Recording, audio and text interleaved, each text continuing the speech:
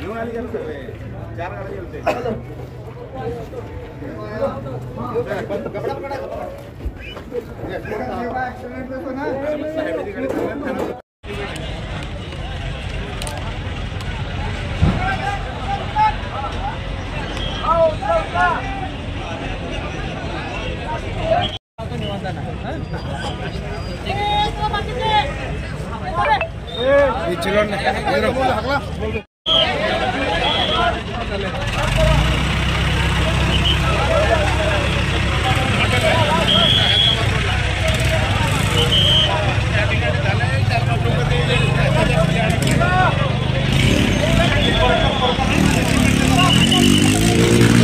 आज 6 वाजण्याच्या सुमारास हैदराबाद रोडला एक सिमेंटचा बंकर हा वेगाने जात असताना तो त्याचा ताबा सुटला का टायर फुटला हे अजून माहीत नाही, परंतु तिथले करून खाणारे दुकानदार, फॅब्रिकेशनमध्ये काम करणारे, गॅरेजमध्ये काम करणारे हे 2-3 दुकानामध्ये शिरलं.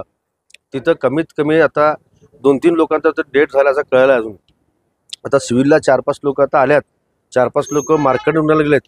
आज भीषण अपघात झालेला आहे. हे खरं अपघात कसं झालं याची चौकशी होणे गरजेचं आहे, कारण त्या कामगारा आपल्या पोटापाणीसाठी काम करत असताना अचानकपणे ॲक्सिडेंट झाला. म्हणजे ॲक्सिडेंट 2 झाला तर वेगळं आहे, पण हे दुकानात शिरतंय ही अतिशय दुर्घटना, फार वाईट दुर्घटना आहे.